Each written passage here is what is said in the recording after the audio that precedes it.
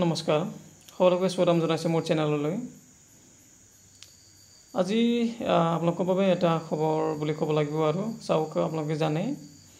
যেটো DEE অৰ্থাৎ directorate of elementary এডুকেশ্যনৰ অধীনত যেটো এটা সিলেকশন প্ৰসিজাৰ চলি আছিল প্ৰথম ষ্টেপ বুলি ক'ব লাগিব ওৱান ফেজ মানে first phase of document verification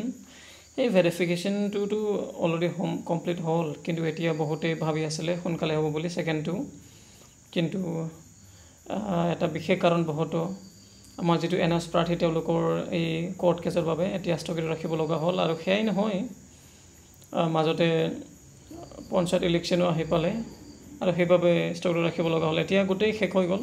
panchayat election গুচি গ'ল আৰু কোৰ্ট কেছ যোৱা কি আছিল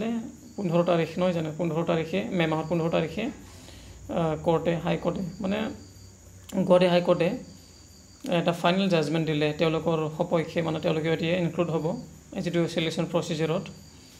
এতিয়া চাওক আপোনালোকে যদি ভাবি আছে কেতিয়া হ'ব বলে যেটো ডকুমেন্ট ভেৰিফিকেশন সেকেন্ড ফেজটো এতিয়া সোনকালে হ'ব বহুত সোনকালে হ'ব মই জানো আপোনালোকে এতিয়া মনত বহুত হেৰি চিন্তা লাগি আছে কাৰণ এবছৰ হ'ল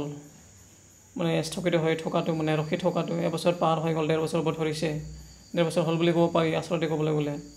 গতিকে কেতিয়া হ'ব বুলি ভাবি আছে গতিকে সোনকালে হ'ব বহুত সোনকালে আপোনালোকে অলপমান ধৈৰ্য ধৰিব লাগিব কাৰণ চৰকাৰে কি কৰিম নিজৰ ইচ্ছামতে কিবা যদি ভাবিছে কৰে বা তেওঁলোকৰ কিবা অসুবিধা থাকিব পাৰে কথাটো সেইটো মানে সেইভাবে আপোনালোকে অলপমান আৰু বেছি দিন নহয় দুদিন মান ধৈৰ্য